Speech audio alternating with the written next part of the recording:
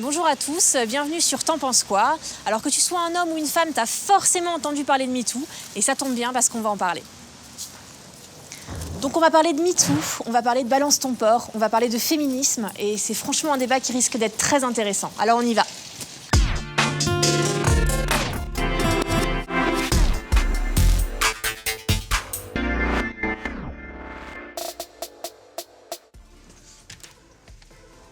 Salut! Bonjour tout le monde. Salut. Ça va? Ça va toi? Vous étiez en train de discuter? Et oui, Vous parliez de MeToo, non? même pas. Vous Même pas. parliez même pas de MeToo? Mais on peut en discuter si tu veux. On va s'y mettre. Je pense qu'on va discuter, ouais. Il s'est passé quand même plein de choses depuis un an. Vous avez tous entendu parler de MeToo, tous entendu parler de Balance ton porc, qui est un peu le tendance français de ce qui s'est passé. C'est un peu différent, mais quand même. Quand vous avez vu un petit peu ce mouvement éclater sur Internet d'abord, dans la presse, etc., comment vous avez réagi? Qu'est-ce que vous en avez pensé sur le coup? Moi, c'est un truc qui m'a fait assez mal parce que ça faisait pas longtemps que je réalisais à quel point c'était pas une légende que les nanas se faisaient emmerder dans la rue, que les nanas se faisaient emmerder au quotidien, au taf, à l'école, partout. Et en fait, pour moi, longtemps, j'ai été vachement dans le déni, genre j'y croyais pas, je pensais que c'était à la marge. Et ça a participé à ma prise de conscience. Et en fait, c'est arrivé pile au bon moment parce que je pense que par rapport à ma vie, ça serait arrivé quelques années avant. Je pense que j'aurais eu du mal à me mettre dedans et à comprendre complètement les enjeux. Et j'étais justement en train de prendre conscience de tout ça et ça a explosé en même temps. C'est vrai que ça a pris beaucoup d'ampleur, quoi. Mais moi, j'ai vraiment l'impression que c'était un truc progressif où on prenait conscience. Il y a eu, tu vois, la parité dans les gouvernements, les trucs comme ça qui sont arrivés petit à petit. En même temps qu'on essayait de donner un peu de mérite, de donner ce qu'elles méritent aux femmes, et en même temps on dénonçait des choses qui n'étaient pas normales. Et genre, c'est arrivé. Et c'était un peu le climax de la prise de conscience. Enfin, je sais pas, moi, je l'ai vraiment vécu comme ça.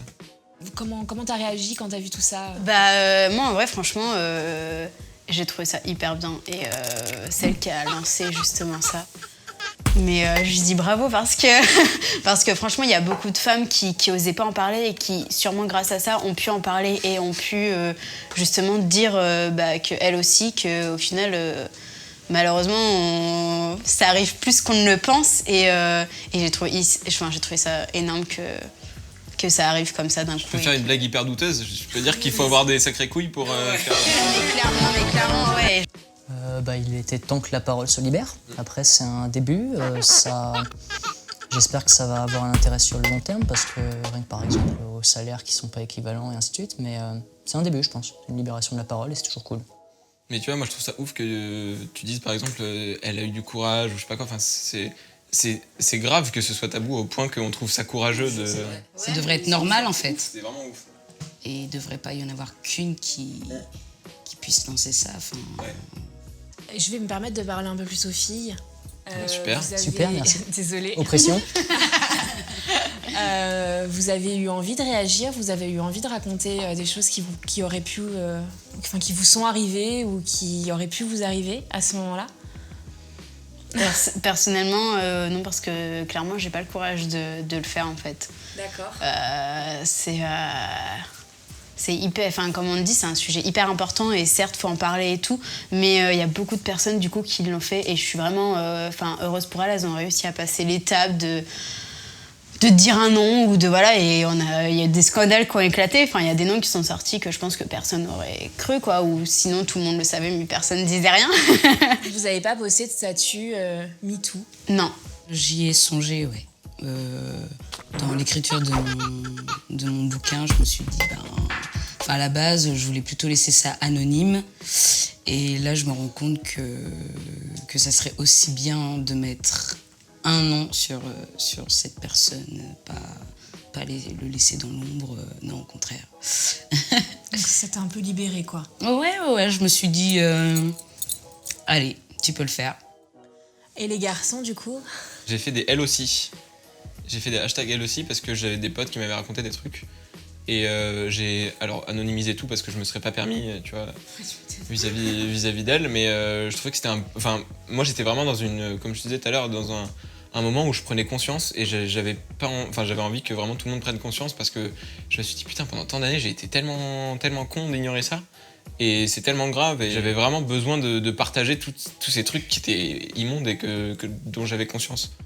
Vous avez eu beaucoup de monde sur vos réseaux qui se sont permis de témoigner. Enfin, moi, je sais que mon flux Facebook était rempli de messages de gens que je connaissais plus ou moins dans mes flux d'amis, de personnes qui racontaient pas forcément, mais juste le petit mot MeToo. Vous, il y a eu beaucoup de vos proches, plus ou moins proches d'ailleurs, qui se sont exprimés? Pas Bah tant ouais. que ça. Ouais, moi c'est pareil. Pas tant que ça. En général, il y a toujours une petite anecdote qui retombe, en lendemain de soirée. Et souvent l'été, quand on se balade avec des tenues un peu légères, ou forcément, il est arrivé telle chose, mais pas ce mouvement MeToo, non. Moi, j'étais pas ultra présent sur les réseaux sociaux quand c'est arrivé. Moi, je l'ai plus vécu dans les médias et dans les témoignages de mes potes où en fait, j'ai vu même que dans mes potes, la parole se libérait. Genre, c'était pas que, si tu veux, sur les réseaux sociaux. Nous, même pas en soirée ou quoi, on a discuté et il y avait des nanas Enfin, je pense que ça a vraiment participé à une libération globale de la parole où j'ai des potes qui me racontaient des trucs et genre, j'étais là. Ah ouais? Oui. Ok. Et en fait, le hashtag et le réseau social a été un truc pour viraliser, et c'est le rôle des réseaux sociaux, mais je pense, enfin moi en tout cas, il y a eu un vrai impact dans la vie réelle où vraiment la parole s'est libérée et pas que derrière l'ordinateur où c'est peut-être un peu plus facile et tant mieux pour ceux pour qui c'est compliqué, mais... Léo? Bah, je pense qu'il y a un problème qui est évident, c'est le statut de victime. C'est-à-dire, par exemple, les femmes qui vont subir, par exemple, des violences, des viols et ainsi de suite. Rien que pour aller voir la police, il faut accepter d'être une victime. Et ça, je pense que c'est extrêmement compliqué pour une femme de se mettre... Enfin, même pour un homme d'ailleurs, parce qu'on oublie aussi que les violences conjugales et autres, ça peut aussi être des hommes qui subissent. Et en fait, il faut réussir à s'affranchir du côté de la victime qui peut pas parler à cause de ça. La libération de la parole se fait aussi via une aide qu'on donne à ces gens-là, en fait. Il faut leur faire comprendre que c'est pas que des victimes, c'est aussi des gens qui ont des droits, des gens qui possèdent leur corps, en fait. Et il faut s'affranchir de ça, en fait. Il faut sortir du côté oppression masculine, après, si je puis dire. Il y a eu une grande réaction sur Internet. Moi, je suis énormément sur Twitter et du coup, j'ai vu beaucoup de choses passer en mode oui, mais pourquoi ces femmes-là, elles témoignent pas plutôt dans un commissariat que sur place publique? Je pense qu'il y a un temps de réaction qui est plus ou moins lent, où tu te dis, bah ouais, ce qui est arrivé, c'était peut-être que voilà... Mais ça fait partie de la puissance du tabou, hein. On n'en parle pas, c'est normal, et donc si c'est normal, bah ok, je vais rien dire. Et justement, c'est cool qu'il y ait un peu ce tabou qui soit brisé, en moins en partie, parce que je pense qu'on a encore sacrément du taf, malheureusement. Est-ce que le MeToo a eu un impact sur votre manière d'être avec des femmes ou même avec des hommes? Est-ce que vous vous êtes un peu remis en question sur vos façons d'interagir avec les hommes? Enfin, les hommes au sens large. Moi, c'est un truc qui a un peu fait polémique aussi autour de ce mouvement. Parfois, je me sens prédateur. Alors, c'est débile à dire parce que je suis personne pour estimer que je suis pas une menace ou quoi que ce soit. Je peux pas moi-même dire bah non, je lui voulais aucun mal. Mais tu vois, c'est débile. Une fois, je rentrais chez moi. Il était genre 3-4 heures du mat, je rentrais de soirée. Et il y avait une nana qui était peut-être à 10 mètres en face de moi. Enfin, 10 mètres devant moi. Et je marchais plus vite qu'elle. Et c'était mon rythme normal, tu vois. Je marchais plus vite qu'elle. Je me rendais compte que je me rapprochais d'elle. Et j'ai changé de trottoir et j'ai ralenti parce que genre je me disais la nana elle doit flipper quoi, alors que je lui voulais aucun mal et en fait genre je trouve ça terrible d'en arriver là. Ni moi ni la nana n'étions fautifs, clairement. Le problème c'est cette espèce de climat de c'est normal d'oppresser la nana, du coup c'est normal que les nanas soient oppressées et du coup ça a un effet inverse. Mais limite je préfère moi avoir peur d'oppresser quelqu'un plutôt que ça ce soit entre guillemets normal plutôt que ce soit normal qu'elle se fasse réellement oppresser quoi. Après, moi je suis pas sûr que ce soit par rapport au mouvement MeToo en particulier, hein, mais c'est plutôt au fil de ma prise de conscience où je me suis dit, putain, ouais, genre mes potes elles se font emmerder à chaque fois qu'elles sortent. Il y a des mecs qui les suivent, machin, et j'ai pas envie qu'on croie que je suis comme ça. Du coup, j'ai peur qu'on ait peur de moi, super. Et les filles, du coup, avec l'été, tout ça, vous avez été un peu plus attentives ou... Non, moi en général, les mecs, je les bouffe. Non, mais dans le sens où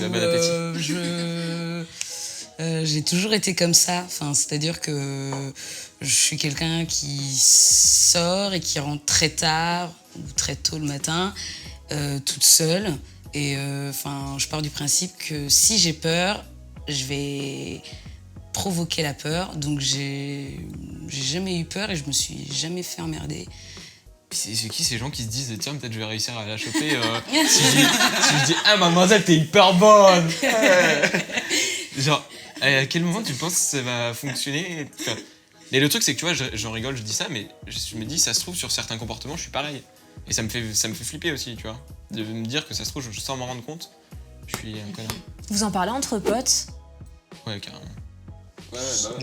C'est très important quand on voit il y a certains chiffres du style 100% des femmes sont déjà fait harceler dans les transports en commun. Putain, ça veut dire que ma mère y est déjà passée et ainsi de suite quoi. Mais donc ça c'est terrifiant. Mais après, pour moi c'est un problème qui nous concerne tous. Et en fait faut en parler en fait. Il faut libérer les paroles. Mais après, c'est très compliqué. C'est vraiment instauré dans notre société en fait. Quand on voit la télé, quand on voit les pubs, quand on voit tout ce genre de choses, c'est vraiment la femme est rendue comme un objet. Et c'est tellement profond dans notre société qu'on s'en rend même plus compte. Tu disais, ouais, des fois j'ai peur de passer pour un connard sans faire exprès. Ouais, on se rend même plus compte de nos rapports aux autres, tellement c'est évident. Par exemple, les pubs à la télé, quand on voit une nana qui est à moitié à poil, on va pas être choqué. C'est assez grave, je pense. Ouais, du coup, on a l'impression que la femme est plutôt accessible. Enfin, que toutes les femmes sont accessibles alors. Le côté femme-objet. Ça, c'est un super sujet aussi. Comment on éduque à ça? Comment on dit aux gens, bah non, c'est pas correct ce que tu fais, enfin, c'est bizarre. Il faut réfléchir à tout notre environnement. La pub, la télé, le cinéma, et ainsi de suite. Ouais, déjà. Ouais. Du coup, tu fais de quoi au quotidien, là, pour ça? Je respecte tout le monde. Bah non, mais si tout le monde faisait ça, déjà, on serait bien avancé. Hein. Bah moi, je réagis quand un homme m'accoste comme ça ou me demande mon numéro. Voilà, je m'exprime, quoi. C'est pas seulement je passe à côté de lui et puis je dis rien. Enfin, non. Sinon, il va continuer à le faire en pensant que, elle a rien dit, c'est qu'elle acquiesce ou c'est qu'elle s'en fout. Non, je m'en fous pas. Enfin, je peux pas rester silencieuse, en fait. Sans être agressive et en l'envoyant bouler, mais juste... calme-toi, enfin... Ouais, mais genre, tu vois, t'arrives à faire ça. Il y a plein de filles, dont moi, mais pourquoi? qui n'arrivent pas à faire ça. Mais parce que... Et de quoi elles ont... Bah, physiquement, par exemple. Franchement, déjà, moi, ça me met mal à l'aise. Et quand je suis mal à l'aise, je vais être franche... Tu as beau me dire n'importe quoi, j'attends. Oui, t'as raison. Oui. Voilà, ça me met mal à l'aise. Je suis pas bien. Je sais pas quoi lui répondre. Je me dis peut-être que ça se trouve j'ai fait un geste déplacé, un truc déplacé, un truc. Et peut-être que finalement. C'est toi qui dois être. Je sais pas. Demande-moi. Je sais pas, mais tu vois la peur de te dire t'as fait. Enfin, toi t'es en train de faire un truc mal et tout. Vas-y, laisse-le. Il va partir, réponds pas ou tais-toi. Et je sais que c'est pas la bonne solution, mais d'un autre côté... Je peux grave être pétrifié. J'étais dans le métro à Bordeaux et il y a une nana qui se faisait genre coller par un mec, mais genre tu sais, les frotteurs quoi, vraiment, et c'était malsain. Et j'avais lu genre 2 jours avant une histoire d'une nana qui avait eu la même situation et il y avait un mec qui avait fait semblant d'être son cousin et qui était venu la voir. Et moi je suis allé la voir, je fais comment tu vas et tout. Et en fait on est descendus ensemble à l'arrêt de bus et la nana elle a été incapable de me dire un mot, elle était comme ça. Mais c'était le moment le plus choquant de ma vie parce que vraiment, il y avait plus de vie dans son corps. Et non, mais c'est. Ça fait quoi du coup? En fait, je lui ai parlé, je lui ai dit ça va, est-ce que tu veux discuter, enfin tu veux qu'on aille, je sais pas, tu veux qu'on aille au commissariat, j'ai essayé de lui parler, de lui dire des trucs, mais vraiment elle ne réagissait pas. Et elle s'est assise et j'ai attendu et au bout de 2 minutes, elle m'a dit merci, je suis désolé, je vais rentrer chez moi. Et elle m'a dit je suis désolé. Elle m'a dit à moi je suis désolé. Et le mec était dans son plein droit. Enfin, je pense que je serais resté dans la rame de tram, le mec aurait pu m'agresser. Toi qui as l'air d'avoir un caractère un peu plus réservé, un peu plus je me mets en retrait et j'ose pas. Est-ce que justement l'intervention de quelqu'un dans ce genre de situation, ça te sauve la vie? Est-ce que t'en as besoin? Personnellement, il y a personne qui intervient et souvent moi personnellement ils s'en sont jamais pris à moi quand il y avait quelqu'un. Hein. Les seules fois où à vrai dire on se fait emmerder c'est quand on est seul et que on est peut-être plus une proie facile pour eux. Enfin. Putain, une proie facile, genre on se rend compte du vocabulaire. Non mais franchement, je pense que toute femme le vit comme ça, quoi. Mais ce qui est dramatique, c'est que je pense que c'est et je pense exactement qu'ils ça. le pensent comme ça. Mais ce qui est dramatique, c'est que c'est exactement ça. Et c'est ça qui est dingue. C'est pas les mots que t'emploies. Le problème, c'est que les mots, ils sont exactement bien choisis par rapport à la réalité des choses. C'est ouf, quoi. Enfin, la nana, clairement, c'était genre les animaux qui simulent la mort pour arrêter de se faire embêter, quoi. C'était vraiment ça. Et tu vois, tu disais, Émilie, que tu t'es fait rembarrer par le gars en question. Bon, t'as tenu tête, etc. C'est ça qu'il faut faire. Faut continuer à Bien sûr. à agir, quoi. Bah ouais, de ouf. Donc ouais, vous êtes dans l'action, Léo aussi. Bah, j'ai rarement l'occasion de voir ça, c'est ça le problème. J'ai des potes qui me racontent les histoires dans le métro, des frotteurs, ainsi de suite. Ce qui est dingue, c'est... Après, je vais parler au nom des hommes sans pour autant... Voilà, je suis pas porte-parole, mais j'ai l'impression que ça n'arrive pas. Je vois pas. Mais ouais, c'est invisible, mais moi, c'est abusé. J'étais grave comme toi avant. Hein. Et jusqu'à ce que mes potes me racontent.